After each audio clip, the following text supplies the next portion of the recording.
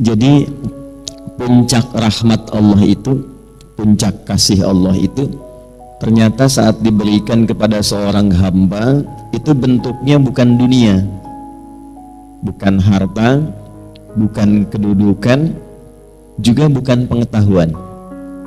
Puncak rahmat Allah ketika diberikan pada seorang hamba itu adalah ampunan dari dosa-dosa.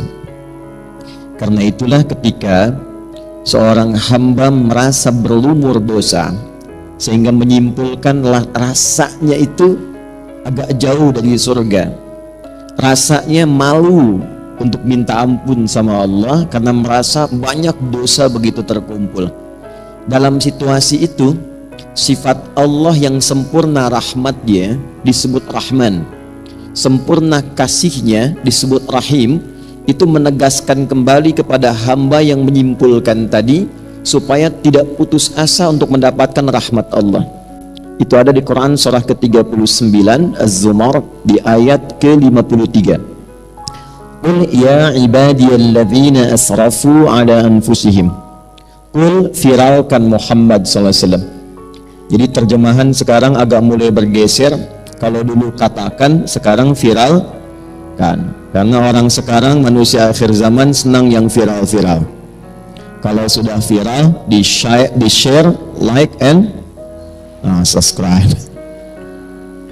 Wah, jadi tinggal like ayat ini, share kemudian subscribe. Qul, firalkan Muhammad sallallahu alaihi wasallam. Ya ibadiyalladzina asrafu ala anfusihim. Duhai hamba-hambaku semua tanpa kecuali. Jadi di sini menggunakan kata alladzina disebutkan sebanyak 1080 kali dalam Al-Quran, dan itu mencakup semua aspek dan gender terkait manusia, mau laki-laki, perempuan, besar, kecil, tua, muda, sepanjang bernama manusia pasti punya potensi berbuat salah. Itu ya. Jadi tidak ada yang sempurna. Tidak ada yang sempurna sepanjang manusia. Bukan nabi, bukan rasul yang punya sifat ma'sum, dijaga dari salah, itu berpotensi berbuat salah. Jadi percuma kalau mencari kesalahan orang lain, Bu. Kalau suami ibu pernah salah, berarti suami ibu manusia. Kalau ibu ingin mengharapkan pasangan yang tak pernah salah, silahkan nikah sama malaikat. Ada banyak pilihan, malaikat Israel ada. Kan di antara makhluk Allah yang tidak pernah salah cuma malaikat kan? Ya, tahu dari mana ya? Ya. Quran surah 66 ayat yang ke-6. La ya'sunallaha ma amarahum wa yaf'aluna ma yu'marun. Malaikat itu dicipta oleh Allah dari cahaya bahannya, materinya cahaya takwa. Takwa itu sifat selalu baik. Jadi malaikat tidak pernah kenal maksiat, tak kenal salah, dan mengerjakan tugas sesuai dengan tupoksi. Karena itu ibu cari keterangan, pernahkah malaikat Jibril korupsi ayat? Nggak akan ditemukan. Pasti sempurna. Itu sifat malaikat. Nah, nanti lawannya setan. Setan itu tidak pernah kenal benar. Karena itu dalam Quran malaikat disebutkan 88 kali, setan disebutkan 88 kali untuk menunjuk keberlawanan ini. Nah, manusia itu ada potensi benar, kadang berbuat salah. Dalam kesalahan itu jangan pernah menyimpulkan bahwa Allah tidak akan pernah menerima kita untuk kembali. Jangan pernah menyimpulkan bahwa Allah akan mengabaikan seakan-akan tertutup peluang surga. Kalau berada di posisi itu artinya sedang dikuasai oleh pengaruh setan. Karena hanya setan yang menyimpulkan saya salah. Itu poinnya. Nah, di titik itu pun Allah dengan kasihnya yang dalam itu masih memberikan keadilannya untuk menyelamatkan hambanya. Jangan sampai berada dalam situasi yang dikuasai oleh setan. Maka diturunkanlah kemudian ayat ini pada Rasulullah sallallahu alaihi wasallam. Qul ya ibadiyalladzina asrafu ala anfusihim. Muhammad sallallahu alaihi wasallam firalkan kepada hambaku yang merasa banyak bersalah. Dan bahkan sebagian menyimpulkan kayaknya dosanya sudah terlampau banyak deh. La taqnatu min rahmatillah. Jangan pernah putus asa untuk mendapatkan rahmat Allah Subhanahu wa taala. Rahmat di situ artinya ampunan. Dari mana taunya? Teruskan ayatnya. Innallaha yaghfirudz dzunuba jami'ah. Sungguh aku tegaskan, Allah akan mengampuni semua dosa apapun yang pernah dikerjakan sebelum nyawa sampai di tenggorokan. Nah, pertanyaan saya, kenapa saya buka dengan rahmat?